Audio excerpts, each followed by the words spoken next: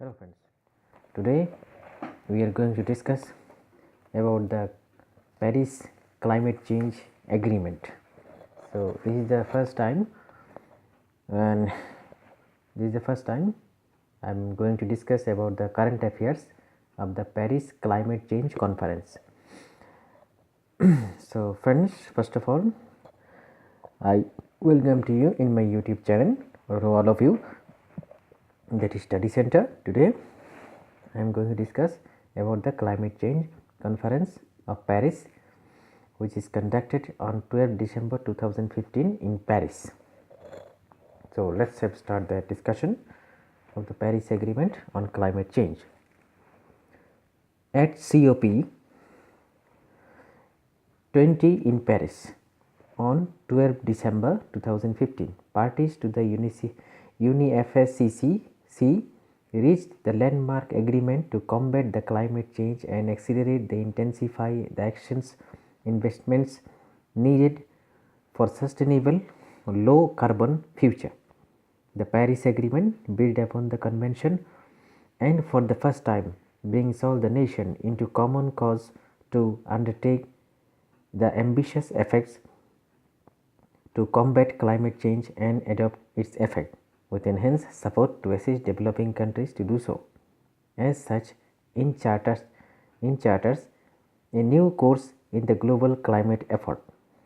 The Paris Agreement central aim is to strengthen the global responses to the threat of the climate change, and by keeping global temperature rise in the century well below 2 degrees Celsius above the pre-industrial level, to pursue efforts to the limits of temperature increase in even future 1.5 degrees Celsius. Additionally, the agreement aimed to increase the ability of countries to deal with the impacts of climate change and making finance flows consistent with the low GHG emission of the climate resilient pathway.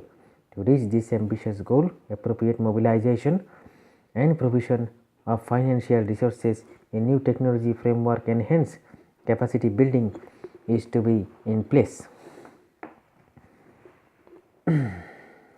Thus, the peace prescribes that the parties shall be communication to their NDCS every 5 years and provided the information necessary for clarity and transparency to set him a firm foundation for higher ambition. Each successive NDC will represent the progression beyond the previous one and reflect the highest wide reduction of targets. While developing, the countries should be continue enhancing their mitigation efforts and are encouraged to move towards the economy wide targets over time and the light of the different nations of circumstances. Sinks and reservoirs. Article 5.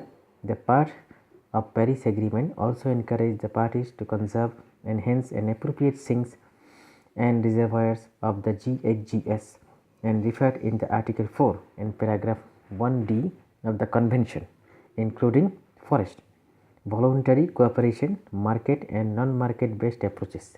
Article 6. The Paris Agreement recognizes the possibility of voluntary cooperation among the Paris to allow the higher ambitious and set principles, including the environmental integrity, transparency, robust accounting for cooperation that involves the internationally transferable mitigation outcome. It established the mechanism to contribute the mitigation of GHG emission and the support of sustainable development and define the framework for the non-market approaches to the sustainable development. Adoption.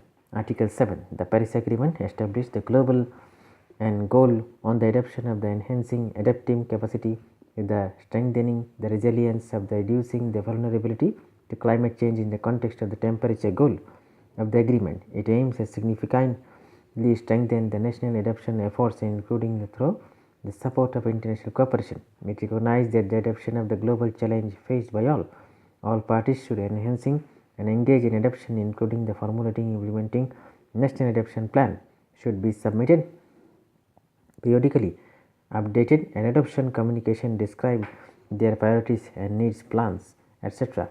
Action the adoption efforts of developing countries should be recognized. Loss and damages. Article 8, the Paris Agreement recognizes the importance of the adverting, minimizing, addressing loss and damages associated with the adverse effects of climate change, including the extreme weather events and the slow onset events, and the role of sustainable development in reducing the risk of loss damages. Parties are to enhancing understanding, action and support, including through the Warsaw International Mechanism on the cooperative facility basis of the respect of loss and damages associated with the adverse effects of climate change. Finance and technology and capacity building support. Article 9, 10 and 11.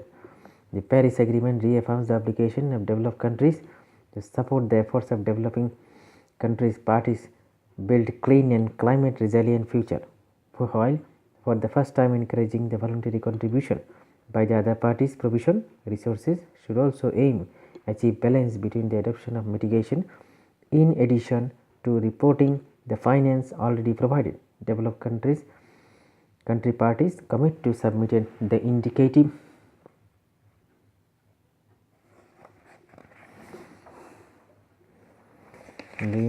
information on future support every 2 years, including the projected level public finances. The agreement also provides the financial mechanism of the convention, including the Green Climate Fund. The GCF shall serve the agreement, international cooperation, climate safety, technology development and transfer, building capacity to the developing world, and also strengthening the technology framework established under the agreement.